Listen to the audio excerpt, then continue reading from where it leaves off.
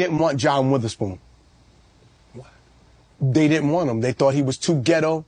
They thought that John was too country, that he was too Detroit. You know, that Detroit player, brother. You know, John has a very, distinct personality, exactly. But he was very John the Ghetto. They didn't want him as our father. Me and Sean was like, we don't want no other father. And they was like, either you replace the father or you don't get on our air. And we said, we're not replacing the father. And so NBC didn't pick us up.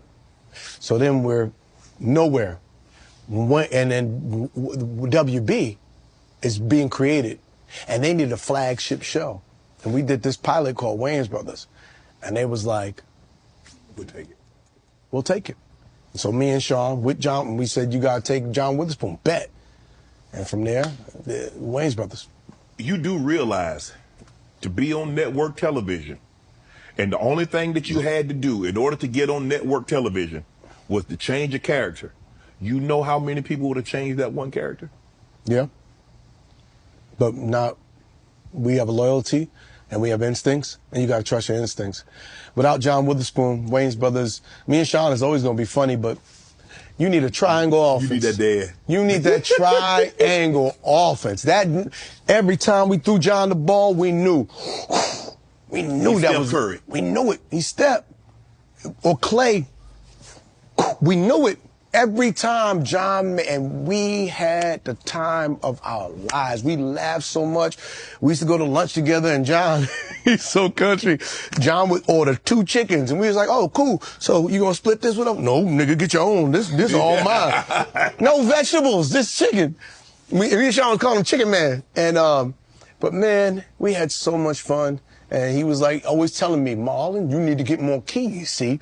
You need to have more keys. Don't just, you got this actor key, and you got the producer key, see? Now, you want to be like a janitor where you can open up any door you want. You got to get you them keys. You need to get this stand-up key. And for years, I never did stand-up. I think because of fear. I think because I grew up in this household with all these comedians, and I always felt intimidated. I always felt like, Damon, I'm never going to match what Damon's doing. And I'm never going to do what Keenan's been able to do. I can't do what Sean and Kim. Everybody, when you do comedy, you tell stories from your life. I got 4 niggas already telling the stories of my life. Yes. So what do I have to say by the time I come along? They don't beat you to the punch. Exactly. But then you realize, oh no, that's their stories from their point of view. And as a comedian, as an individual, oh, I got my own stories. I got my own point of view. I got my own journey with my parents, and my relationship is different. I got each one of these brothers I could talk about and pull from. I went to performing arts high school. Right. I didn't do stand-up till later. I have a different journey. And so that now gives me complete confidence. But John used to always say, Marlon, you got the gifts. You need to go get them keys. And now that he's gone, I'm hitting them stages so hard because I'm like, John, I'm going to get them keys.